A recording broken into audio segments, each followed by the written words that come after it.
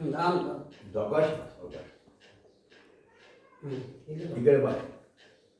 ಹಾಂ, ಈ ಕಡೆ ಬಂದು ಇಲ್ಲಿ ನಿಂತ್ಬಿಡು. ಬರಮ್ಮ, ಈ ಕಡೆ ಬರ್ರಿ. ಭವಾನಿ ಅವರು ಬರ್ರಿ.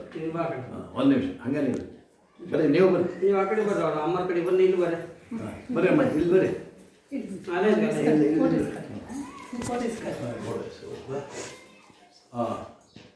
ಆಯುಷ್ಯಮಾರೋಗ್ಯಮದಾರ ಸೌಖ್ಯಂ ಸುಪುತ್ರ ಪುತ್ರಾದಿ ಕುಲಾಭಿವೃದ್ಧಿಂ ಭಕ್ತಿಂಚ ವಿದ್ಯಾಂಚ ವಿರಕ್ತಿ ಬುದ್ಧಿಂ ಪ್ರದೇಹಿ ದೇವ ಗುರು ಕೊಟ್ಟೂರೇಶ. ಈ ದಿನ ನಾವು ನಮ್ಮ ಆತ್ಮೀಯ ಮಿತ್ರರಾದಂಥ ಶ್ರೀ ಮಂಜಣ್ಣ ಅವರ ಮನೆಗೆ ಬಂದಿದ್ದು. ಇದು ಗುಡ್ಡದ ರಂಗವನಹಳ್ಳಿ, ಚಿತ್ರದುರ್ಗ ಹತ್ತಿರ ಗುಡ್ಡದ ರಂಗವನಹಳ್ಳಿಯಲ್ಲಿದೆ. ಇತ್ತೀಚೆಗೆ ಅವರ ಅಂದರೆ ನಮ್ಮ ಮಂಜಣ್ಣ ಅವರ ಅತ್ತೆ ಅವರ ರಾಜೇಶ್ವರಿ ಮೇಡಮ್ ಮನೆಯವರು ಕೊಟ್ರಪ್ಪ ಅವರು ತೀರ್ಕೊಂಡ ಸುದ್ದಿ ಕೇಳಿದೆ.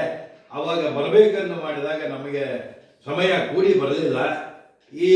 ಇದು ಮನುಷ್ಯನಿಗೆ ಹುಟ್ಟು ಸಾವು ಇದು ನಿಶ್ಚಿತ. ಯಾಕಂದರೆ ಹುಟ್ಟಿದಾಗಲೇ ನಾವು ಸಾವನ್ನು ಬೆನ್ನಿಗೆ ಅಂಟಿಕೊಂಡೇ ಹುಟ್ಟಿ ಬರುವುದು. ಆದ್ದರಿಂದ ನಾವು ಯಾವುದಾದರೂ ಸಾವು ಸಂಭವಿಸಿದರೆ ಅದನ್ನು ಆಚರಣೆಯನ್ನು ಮಾಡಬೇಕೇ ಹೊರತು ದುಃಖ ಪಡಬಾರದು. ಈಗ ಕೊಟ್ರಪ್ಪನವರ ಆತ್ಮಕ್ಕೆ ಶಾಂತಿ ಸಿಗಲಿ ಎಂದು ಕೇಳಿಕೊಳ್ಳುತ್ತಾ ನನ್ನ ಒಂದೆರಡು ಮಾತುಗಳನ್ನು ಮುಗಿಸುತ್ತೇನೆ. ನಮ್ಮ ರಾಜೇಶ್ವರಿ ಮೇಡಮ್ ಅವರು ಶಿಕ್ಷಕಿಯಾಗಿ ಕೆಲಸ ಮಾಡುತ್ತಿದ್ದು ಸಾವಿರಾರು ವಿದ್ಯಾರ್ಥಿಗಳಿಗೆ ನೈತಿಕ ಮತ್ತು ವಿದ್ಯೆಯನ್ನು ಕೊಟ್ಟಿದ್ದಾರೆ. ಅವರ ಜೀವನ ಸಾರ್ಥಕ. ಮತ್ತು ಕೊಟ್ರಪ್ಪ ಅವರು ಸಹಿತ PDO ಆಗಿ ಕೆಲಸ ಮಾಡುತ್ತಿದ್ದರು. ಅವರು ಈಗ ಶಿವ ಸಾಯುಜ್ಯ ಆಗಿದ್ದಾರೆ.